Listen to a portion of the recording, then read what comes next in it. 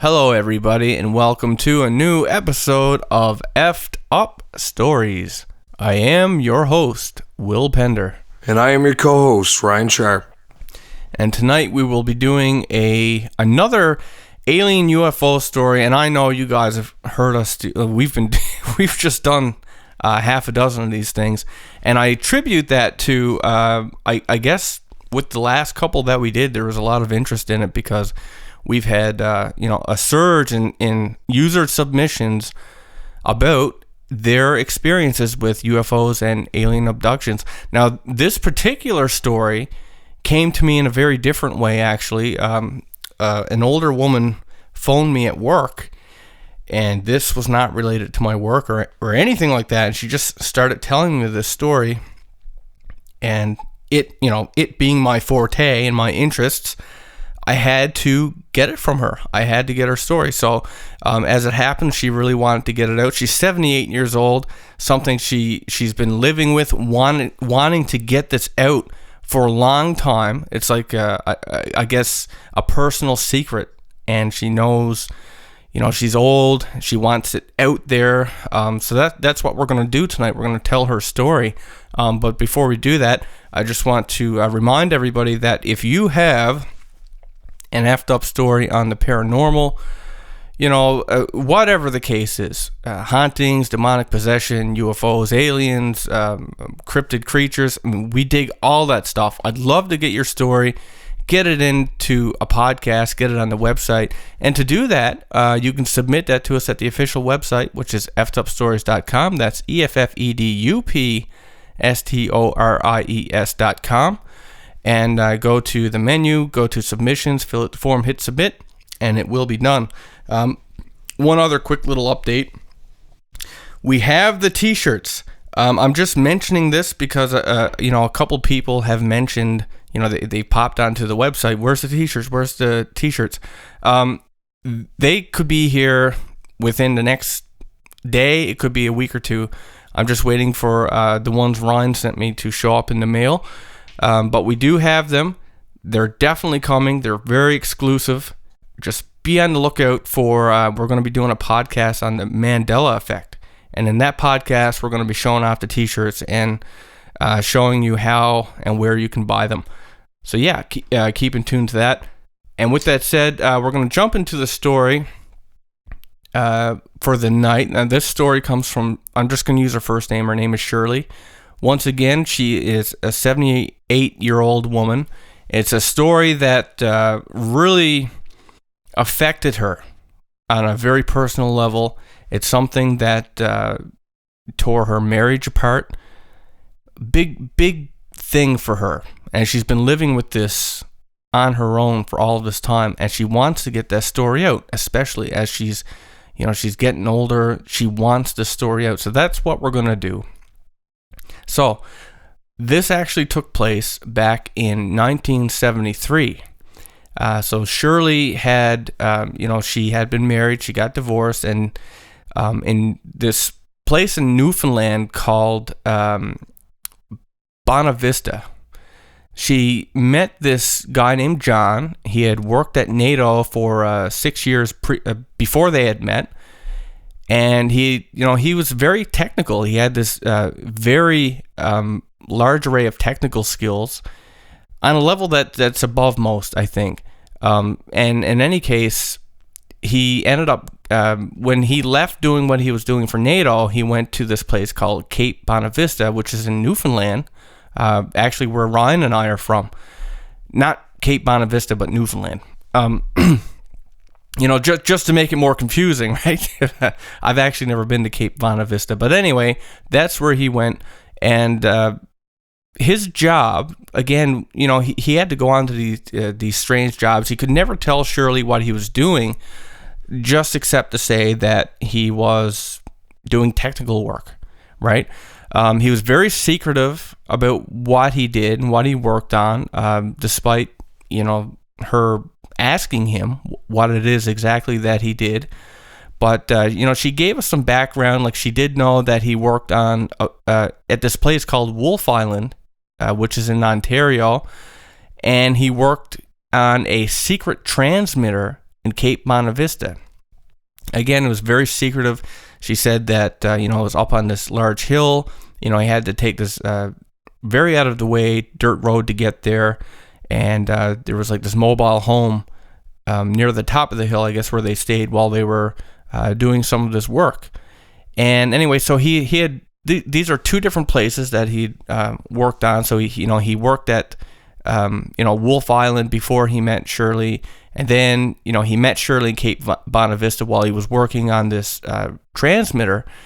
And after a time working on that, whoever he worked for, because she doesn't even know, wanted to send him to Shirley Island, which is in Ontario. And apparently, she didn't know this at the time, but, she found it later and had told us, just for the sake of the story, that what he was going to work on was allegedly the first UFO tower ever built in the world. And apparently that was in Shirley Island. So at this current time, they were in Bell's Corner, because after, he had done this work in Cape Bonavista, he didn't know where he was going to end up work-wise. And they assumed that his next job was going to be out in Bell's Corner, which is a subdivision of Ottawa.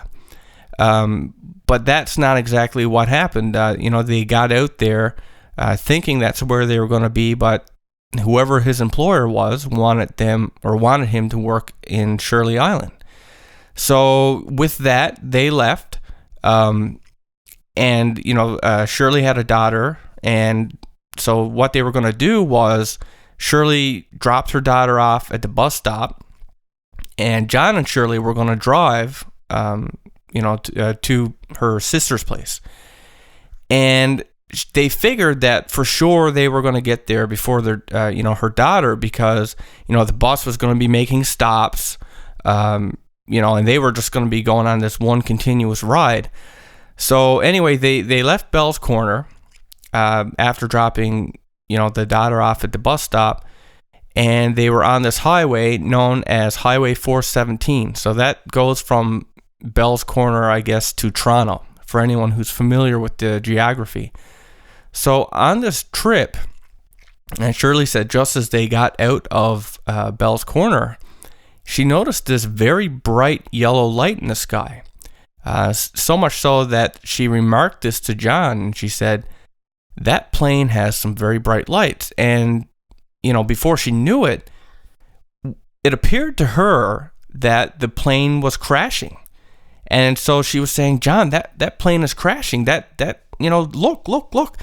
And it was weird because it wasn't falling forwards like you would expect a plane to fall, but it was actually falling, or appeared to be falling, kind of sideways, almost like it was coming towards them. And basically what happened was it kind of went up and started to fly parallel to the car, and that, by this time they realized this is no plane. And when John noticed it, that's actually what he said, "That's no plane." And before they could speak again, it was just this eerie silence, and it was just flying parallel to the car. And, Shirley tried to describe this for me. She said it was definitely a UFO. She said it was yellow, bright yellow, on certain elements, and then faded to a dull yellow, but it was black on top and the yellow was underneath. And she said that she couldn't see inside of it at all, but it was a typical saucer shape. So it was yellow on bottom, black on top. And she said it flew for a few minutes parallel to them. And I guess they were kind of in shock and just trying to take in what this was. But Shirley did remark that it made no sound whatsoever. It was completely quiet. And she said as quickly as it was there, it was gone. And then, she was like, "It's gone. Where the hell does this thing go?" And that's when she notices that it's now behind them. And she's I guess stressing at this point that, "John, this thing's behind us. It's behind us." And John is speeding. He's going as fast as he can. All indications seem to be that John knew what this was. While this was all new and very frightening to Shirley, And I'm sure it was frightening to John as well, but there was something about this that he knew what this was. It wasn't like this completely new idea to him. And the next thing Shirley remembered was that everything was fading out. And she described it as being similar to passing out, like as if you were being put to sleep with anesthesia, like when you're getting surgery. And, she remembers John telling her to shush, but everything just continued to fade out. And Shirley had the impression, again, that, John was very aware of what this was. So they black out, I guess. Shirley does for sure. This is where her memory blanks out. And now we're going to have some missing time. Because the next thing that Shirley remembers is being on the side of the street with the vehicle parked next to her sister's house, which is in Toronto. So they're there now. They're at their destination. And this is where things just start to fall apart. She said she remembers, for example, people helping her out of the car, somewhat helping her up the driveway, but she don't remember seeing anybody. She just, she was in a daze, just like as if you had woken up from surgery, like from being knocked out from anesthesia. So she has this vague recollection, and, she remembers hands being on her and helping her out and up the driveway, but she has no idea who it was or whatever. And, when she got up close to the door, she remembers her sister bursting out of it, and she's screaming at her. Basically, her daughter had been at the bus stop, I guess, and called her sister because she hadn't been picked up yet. So her sister's screaming at her at the door. She's saying, Susie's down at the bus stop. She's crying her heart out. She called 2 hours ago. Where were you guys? Like, what the hell happened? And, and just to go back for a second, her daughter should have gotten there first. The daughter was on a bus that was going to be making several stops along the way, and they were driving continuously. Now we have missing time, but they figured they should have been there an hour before the daughter. And here they are now, and they're at least 2 to 3 hours late after this had taken place.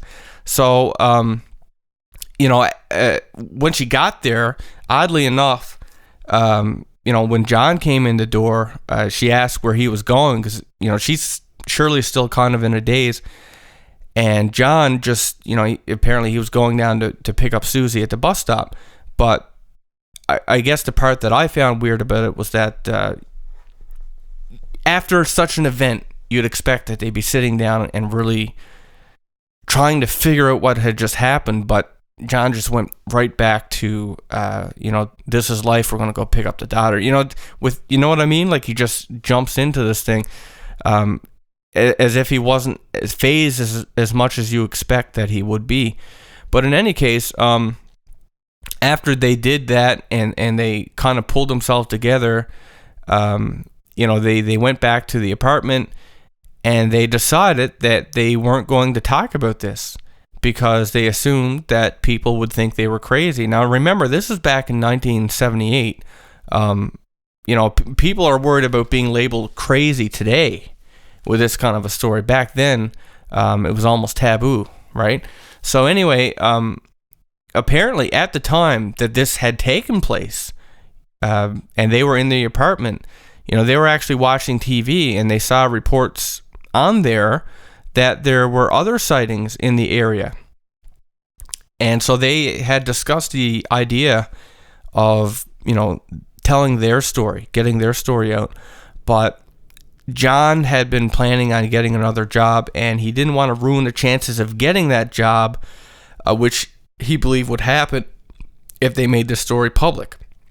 He would probably be labeled crazy and nobody would hire him. That was, their reasoning behind it. So they didn't say anything. But that said, that's not where the story ends. After this event had taken place, Shirley actually changed in some areas. She says that she since then, she feels more enlightened. She gets answers that she don't know where they come from. She knows things that she doesn't feel that she's, she has no recollection of ever finding out or reading about. Like, she just knows things, and she don't know how that came to be. She's got this sudden flair for writing. Her whole outlook on religion changed. Like, she doesn't believe in standard religion anymore, which is something that she was like before that. And, John and Shirley's relationship completely changed after that. They actually, they did get divorced. Shirley said that immediately after that event, John became a different man. She doesn't know if it was like PSTD or what the case was, but he was different. And anyway, after so many years, I guess they kept in touch and stuff like that, and they started to make contact again, and they were going to try to, they were getting back together. And so John was in the Netherlands, and Shirley went to visit, and, somehow the topic came up, so Shirley wanted to talk again. She brought up the event that happened all these years ago with this UFO. And, she specifically mentioned to John that she doesn't remember anything happening to her. For her, it's just missing time. Like, she remembers blacking out, right after seeing the UFO, and then she's at her sister's house. She doesn't remember anything. But she said, John said, well, something happened to me.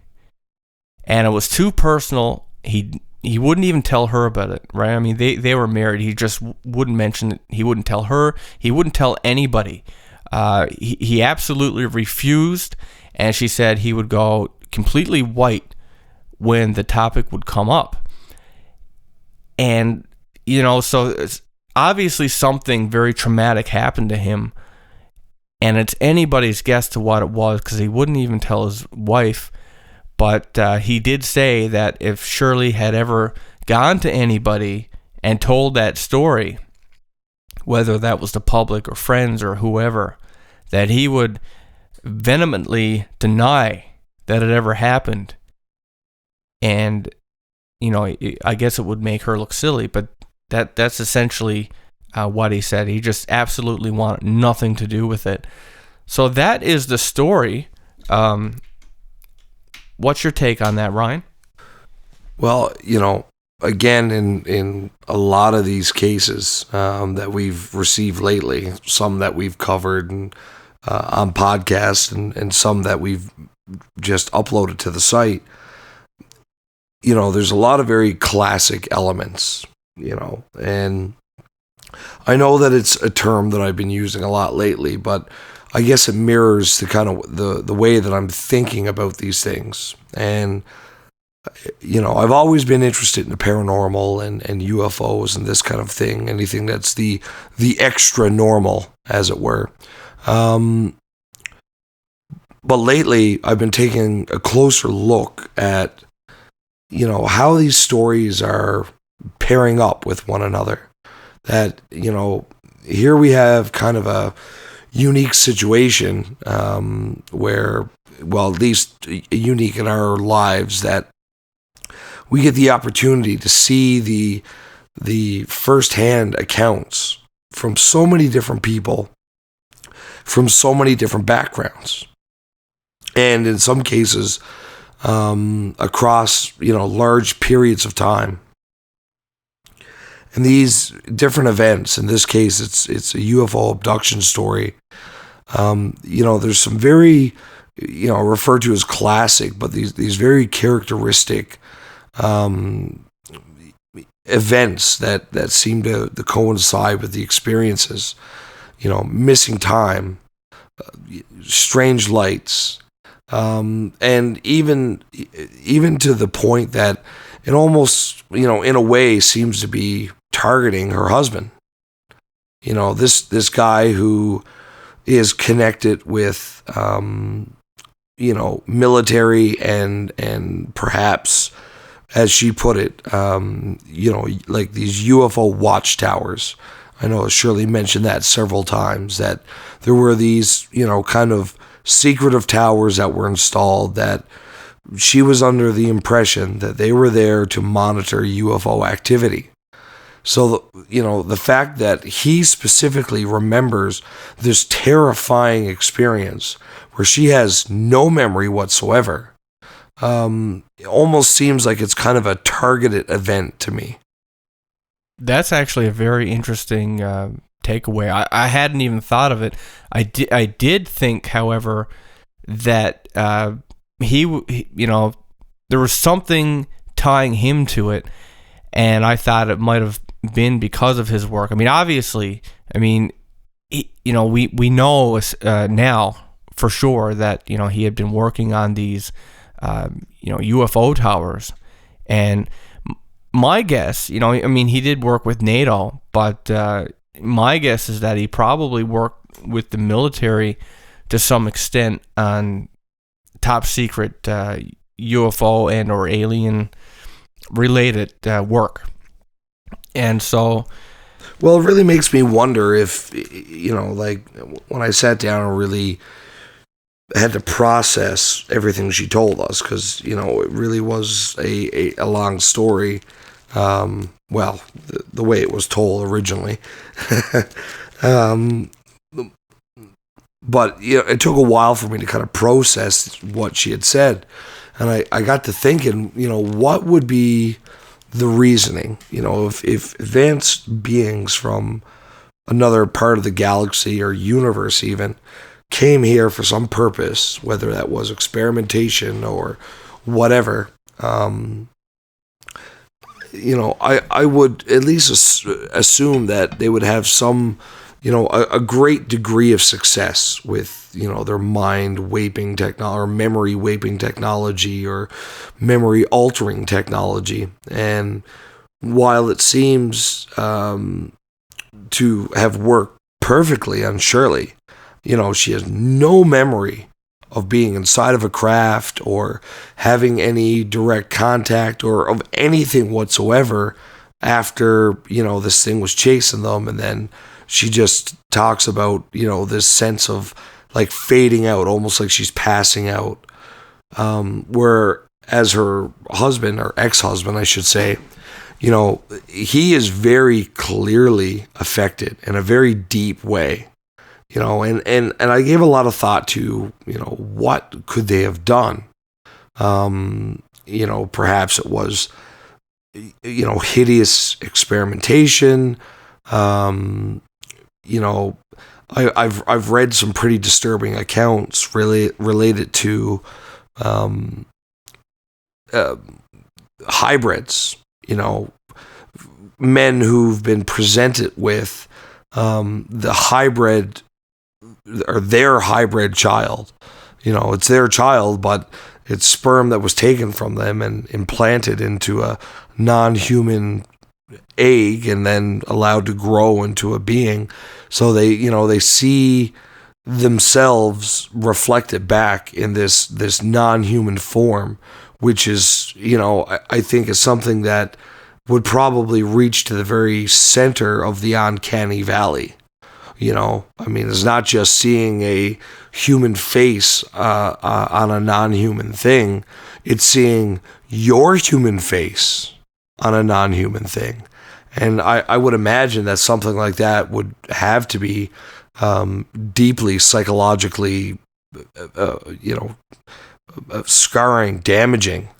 And we certainly see this kind of a thing reflected in his behavior. He refuses to talk about it for decades. According to her, up until today, I don't know if she said whether or not if he's still alive, but I'm going to go ahead and assume that she's either had no contact with him or he's absolutely refused to talk about it at all. To the point of, or even to the degree of saying, no, I will categorically deny. And I remember her speaking specifically about, like when they were married and her becoming exasperated with him, like, you're making me look like a crazy person in front of our children, at least admit something happened. And still, even faced with the reality of this, obviously at this point it was damaging their marriage, and he refused. So it leads me to believe that there must be some motive behind this kind of reaction in him. And if indeed there was a motive, then the only thing I could think of was that, they were trying to deter him. Now, all we get from Shirley's story is that, this man was very skillful and very intelligent in his field of work. He was very knowledgeable with electronics, and obviously his services were in demand. And so, I'm of the mind that if this is true, and, I take all these stories and talk about them from that point of view, but if it is true and he is as good as she says he was, then, perhaps there was some kind of an effort made on the part of some non-human intelligence to not so much deter the government, but, deter these individuals. Every generation that has certain special individuals who have very unique ways or innovative ways of tackling problems and very unique ways of understanding things. And that goes for, every generation and every country. And, maybe this man in this instance was an example of somebody who was somewhat of a technological savant, that, there was something special about him, and that these entities knew that and said, yeah, we have to take him off of the board of players. We can deal with their government trying to learn about us, but we got to make sure that any of these guys who really understand what they're doing, we got to make sure that they're too afraid to keep working. And, in this case, it really does seem to have worked. He isolated himself from his family and, eventually broke off all contact with his wife and, arguably fled Canada back to his home country.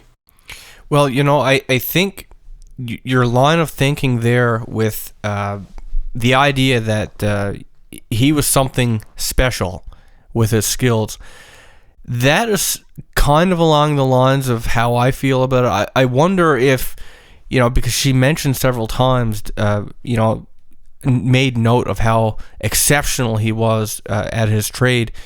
And, she did recall seeing the radio transmitter that he worked on. And I remember her saying that there, it looked like something on a ship. There was just dials everywhere. There was, it was very complicated, big piece of machinery that he had worked on. And I wonder if, in the effort to find new technology, let's face it. We know that he was going to work on the very first UFO tower. It sounds like the other two places he worked on were somehow related in the same field of whatever they were trying to do. And I wonder if he didn't stumble upon something. It's just like when somebody stumbles onto a secret of the mafia or something like that, and they catch wind about it, and they come to make the message very clear that, or they either wipe you out or they make it very clear that, if you don't back off, you're going to disappear, right? The classic severed horse head in the bed. Exactly. And again, like you pointed out, the fact that Shirley has no recollection of it, he obviously does, is obviously very traumatic for him, whatever it was that happened to him. I wonder if that wasn't a message, like you said, to scare him off, or maybe it was something different. Like sometimes I wonder if, abductees, for example, are not chosen to some degree. Like a lot of abductee stories, like they don't have one story. you know, they've been noticing strange things ever since they were a child. Or maybe, you know, they get up one day and they remember a certain event. They start researching. I mean, we've gotten stories like this. You know, someone comes to us, they tell us what happened. It's like, okay, I you know, one day I recall that this happened to me, and then I started researching it, and then I landed on one of your podcasts. I mean, that I've gotten a dozen emails at least that started like that. And then they say, you know, they went to see a hypnotic, you know, someone who could do hypnotic regression on them. And then all of a sudden, all these things start coming out that they had buried in their subconscious mind. And, you know, so what we're looking at is not one event, or what they thought was one event is not one event. It's like a whole lifetime of things that have just been buried. Well, that makes perfect sense, because, you know, when we perform any kind of a scientific study on a population of organisms, you know, I mean, I've personally been involved in such a study. You know, when I spent a summer working for Parks Canada, and we were literally catching dragonflies and writing numbers on their wings in indelible marker and re-releasing them in an effort to find out, you know, how far they migrated, what their the recapture rate was like, how many parasites were on them if we recaptured them. You know, there's all these different things. So when you're trying to understand a population, you know, recapturing or recollecting the same living creatures, it gives you a lot of information. All right, well, we haven't seen this guy in 2 years. You know, now he has intestinal parasites. You know, he's developed astigmatism. You know, the years haven't been kind to him for this reason or that reason. In a purely scientific from a purely scientific point of view, I could certainly understand why reabduction, you know, and for that matter, something that you hear about a lot about is generational abduction, where it's not just, you know, like some woman finds out that she's been abducted only to find out that her father and all her uncles and aunts have memories of abduction, and digs even deeper to discover that her grandparents were abducted. So, do you think in that case there would be something, you know, some trace of something they're following in their DNA? Well, you know what? That's a great question, and I know that a lot recently. There's been a lot of talk about certain blood types, in particular Rh negative blood type. And there seems to be some correlation between people with that blood type and people who get abducted. Now, it's not in every case. Not everybody with Rh negative blood gets abducted, and it's not always the case that every abductee has that blood type. But, you know, if we take anything away from, you know, just assuming that every abduction story that you've ever heard is true, right? And we'll just take the average details of all these stories and think about it for a second. This has been going on for decades, right? Like, and maybe for centuries. There are some stories that go back into, you know, the 1800s, 1700s, 1600s, all the way back through the history of man. There's old paintings with UFOs in them. Old paintings with UFOs.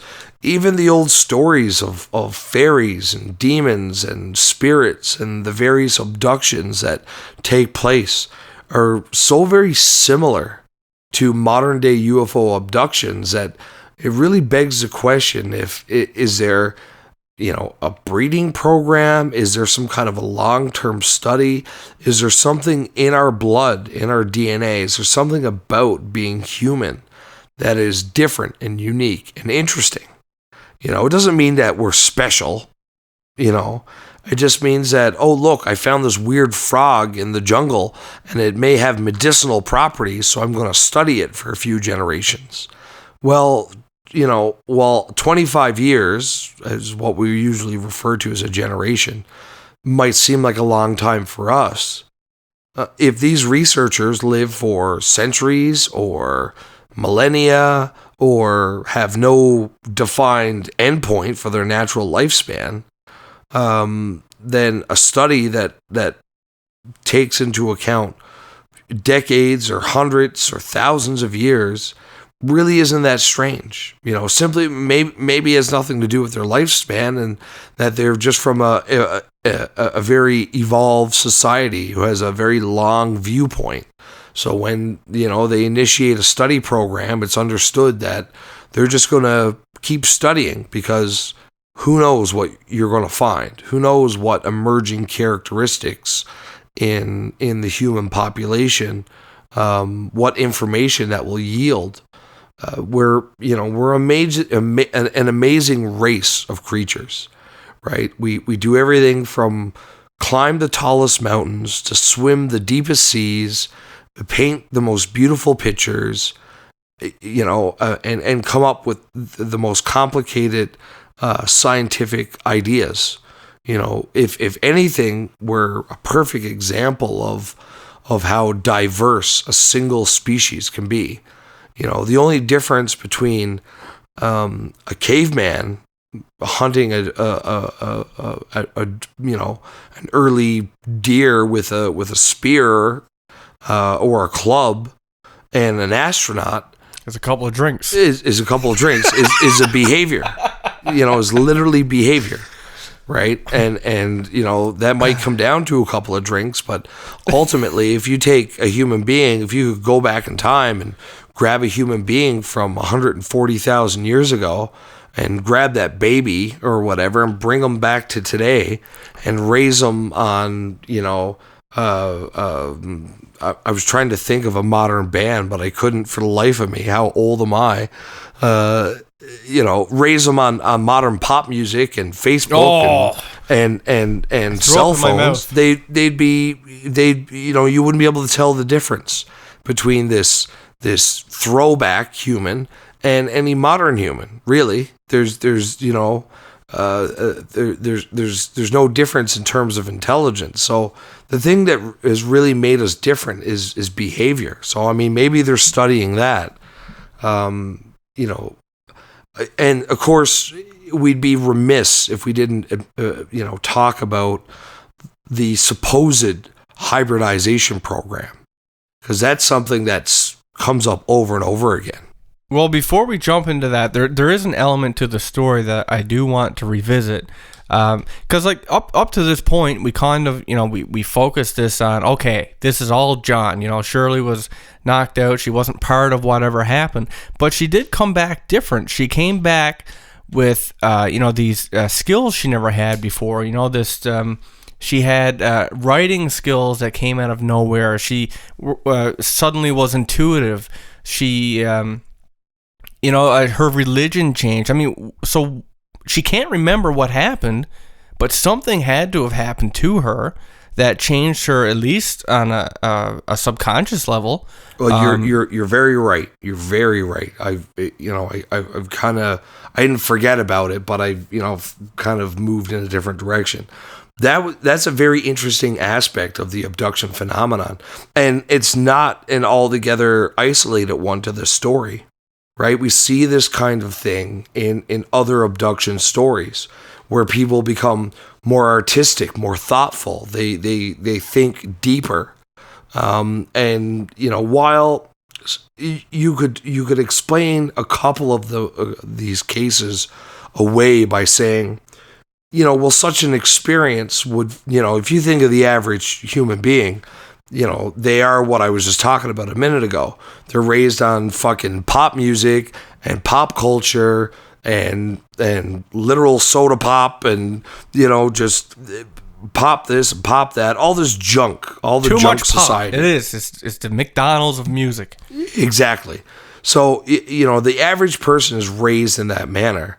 And when faced with such a paradigm shattering, I mean, it's not a shift, for the average human being to be, I mean, all of us that live and breathe and eat and sleep the paranormal and UFOs, it may not be that shattering of an event, but imagine somebody who only listens to, country music and reads their Bible and go watches sports and shoots their guns, and they don't leave that world. They don't ever go outside of that world. Suddenly they're abducted, pulled up into an alien UFO, confronted with the real the reality that extraterrestrial life exists, that the universe is probably filled with all these different forms of life, that you're no longer the center of the galaxy. I mean, that's life-changing. And yeah, those kinds of people, you could say, sure, you'd start questioning your religion. You would have to start thinking deeper. You couldn't experience something like that and just go back. All right, well, let's go see what the latest Katy Perry album is, or, I wonder how the Dodgers are doing today. You would almost be forced into this new frame of mind. But it's not just that. We see it so many times with these, people are abducted, they come back, and suddenly they have new skills. It's almost like some barrier has been removed on the mind, And maybe that's part of the study. Maybe that's part of the program, Seeing what happens what would happen if we just like tweaked up the neurotransmitters just a little bit, we just made the brain run more efficiently, just a couple of percent. What would the overall effect would be, And just like we do in science, you do it small scale, and then you multiply your small scale results against the large scale numbers, and then you can extrapolate what would happen if everybody was like this or whatever. I'm merely speculating here, but to me there does seem to be some very, in a lot of these cases, and this being one of them, that I do see there being some,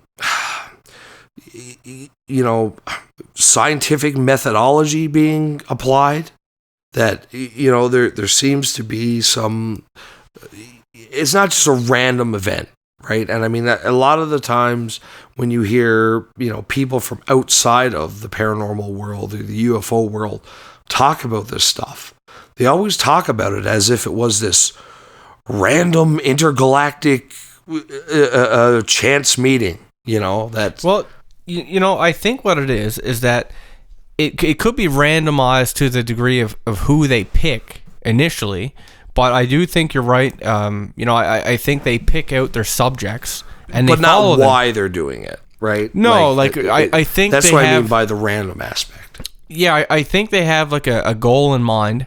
Just like when we do clinical trials, or for example, when scientists or health professionals are doing, studies on certain people from certain generations or locations, like, well, what's the life expectancy of people of population A versus population B when the differential factors are, the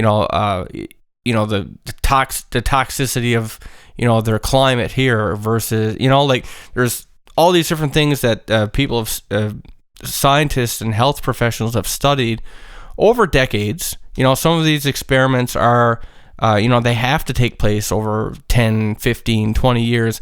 And I mean, sometimes now we're finally getting to see what the results of some of these studies are. And perhaps that is what aliens are doing. They're doing research. I mean, maybe they come down and they actually do put something in the atmosphere. Maybe they do put, implant a chip, because we've heard many stories like that too. What happens if we implant this chip? But maybe it really is to read out different, levels of chemicals in the body, or whatever over time. You know, there is a theory. There's this idea that aliens are dying off, and you know, for whatever reason, the only way that they can keep their race alive is to interbreed with humans, right? I mean, we've all heard this this idea, but maybe it's not so simple as that. Maybe there has to be a very close matchup with certain chemicals or blood types or DNA or who knows what it is. And in order to, I guess, pick out who the candidates are, they have to come down and do these tests. And by doing that, they can, you know, map out, you know, whose family line or, you know, who's relatable DNA. So you're thinking that, like, you know, 1 in a million would be compatible for something like this, and that just because, you know, you're the daughter of somebody who was compatible doesn't necessarily mean that you're compatible too. So we got to watch your whole bloodline over the course of generations, because, you know, we can't find all the compatible people. So we got to look everywhere and look the hardest. Yeah, that's an interesting take on it. Right. I mean, if you were a dying species and you know, you were trying to prolong it, and this is the only, you know, you had to meet a very specific criteria as a match, as a donor, as a whatever, you know, you'd have to play that very carefully. And I mean, this can get as wide and bizarre as you want. I mean, you can speculate in a million different ways. I mean, there's a whole idea that, you know, the government has this, you know, this secret deal with aliens that they're allowed to abduct so many people a year. And then there's the theory that's the whole Eisenhower Treaty. Yeah, and then there's the theory that this, you know, all these people that go missing in the national parks, well, that's, you know, the result of this treaty. Like, you know, this is where it happens. You know, like these are the abduction zones that have been agreed upon. Right, and anything that happens outside of that is them breaking the rules, right? I mean, and really, we have no idea. This is completely speculative, but you know, there's a lot of different theories. And depending on how you line them up, you know, to work within one another, right? I think you end up with some of these questions. You know, we know one theory says that the aliens are dying. We got this one theory that they're interbreeding. We got this one theory that, well, we know there was a deal where they're allowed to abduct humans in exchange for technology. Then there's the theory that there's these designated places for it to happen. So, you know, speculating from that, I think that, you know, some of these ideas kind of make sense. They kind of fit. You know, and I think personally for me, one of the more terrifying versions of the stories is, or these theories would be that, you know, there are certain secret cabals within the governments of the world that have access to very advanced, possibly even extraterrestrial origin technology, and that they use this to abduct people for their own purposes, and that the abduction phenomenon is not something being perpetrated by, you know, these extraterrestrial entities as much as it's being perpetrated by our own governments, and not, you know, the government as a whole. I'm not saying the Department of Fishery and Wildlife is going to scoop you up out of a park, but that there are certain segments, little dark corners of the government, of governments and organizations that possibly have access to very advanced technology and perhaps even memory-altering techniques, drugs or technology, mixed along with hypnosis and who knows what else. And, you know, it all comes together. You know, you hear about it with the cattle mutilation phenomenon, the abduction phenomenon. There's even been, you know, some talks about the crop circle phenomenon being perpetrated by some of these groups, leaving messages for one another. And and at the same time pushing forward this extraterrestrial myth. Now, I don't personally believe this, but I do find it an intriguing theory that it is as much of a possibility as extraterrestrials coming from another star 100,000 light years away and doing these things. There still might be extraterrestrials zipping around and observing, but maybe the worst examples of humanity have also gained access to their technology and, are attempting to use it for their own goals, whatever they may be. Well, I'll tell you one thing. I almost feel like I'd rather be abducted by an alien than of one of these shady, government experimental people. Oh, me too. Because, man, I'll tell you, some of the creepiest shit I've ever heard have come from our own human race. I mean, not to spiral off this topic, but just all the terrorist attacks that are going on now, all the false flags that we know about, all the conspiracies. We know certain things have come out about experiments that government have carried out on its own people. Towns. Even one case was, I believe it was like a school for, children with disabilities, and where they went in and made this deal that they would basically provide free nutritional food, and ended up being full of like toxins that cause cancer and stuff like that, just to see what would happen. And just some real sick shit. And I don't ever hear of stories like that with aliens. You hear stories where people come back and they're terrified. They've had scary medical procedures, but they come back in one piece. It's terrifying for what it is, but they come back in one piece. They can function. They're not like missing limbs. They're not coming back with crazy shit. I mean, the worst giant tumors growing on their backs. Yeah, like the worst thing you hear of really is radiation, and I don't think that's it never seems to be that's a purposeful thing. It just happens to be like when you're around a craft, if it's flying. However, its propulsion system is, there seems to be cases where it gives off very large doses of radiation, and that's just a side effect. But I don't think, they came down with a ray gun and shot people with a radiation weapon and like, here's your cancer, right? I don't think that's the way it works. So no.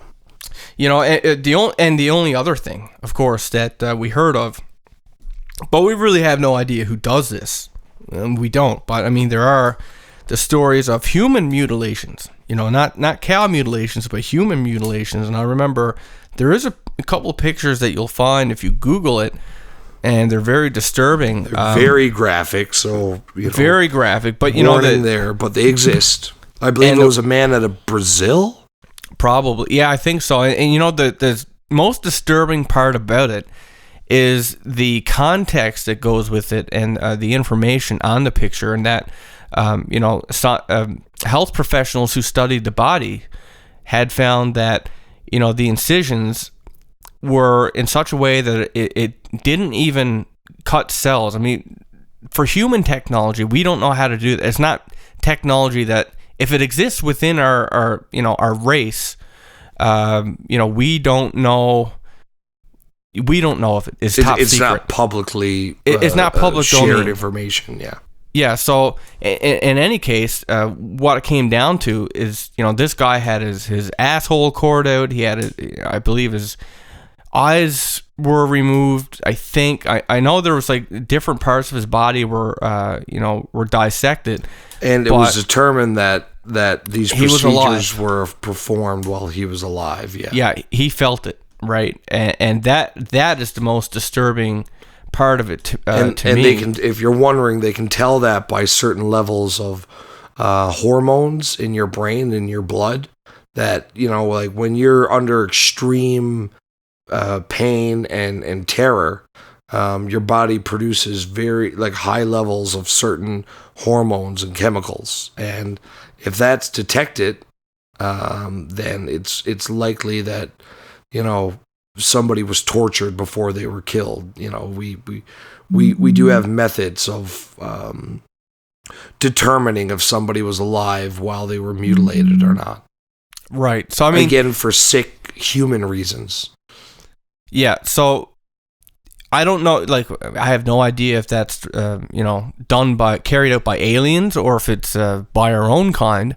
But I'll tell you, that's some scary shit right there. And I can't think of anything really worse. So anyway, I think we've exhausted this story with Shirley. But, again, like, just some elements to point out that are common is, the idea that, the fact that the UFO made no noise, that it flew in impossible ways, and, the fact that, it was disc-shaped, and we have missing time. All of those elements are very common. No matter how strange these stories are, almost all these stories share some of these elements. Even in my own UFO, sighting, that's the thing I noticed most was the no sound thing. I mean, that just really, really stuck with me and jumped out at me. So every time I hear somebody else tell a story and they mention that part, it kind of resonates with me. But again, like, I know my stories are really boring compared to everybody else's. But anyway, so that's some stuff to think about. So I want to thank Shirley for sharing her story. I'm very happy to put it out there. I mean, that was what she wanted us to do. So very happy to do that. Very happy to get the story. And for all of you out there, if you have an effed up story, we'd love to get it from you and get it on the website and into a podcast. So if that's something you're interested in doing, then head on over to effedupstories.com. That's EFFEDUPSTORIES.com. Go to the menu, submissions, fill out the form, hit submit, and we'll get that out there. And be on the lookout for the t-shirts coming very soon, very exclusive. So you might want to hop on those when they get here. And with that said, I hope you enjoyed the episode and you will tune in next time. Thank you very much for listening, everybody. Good night.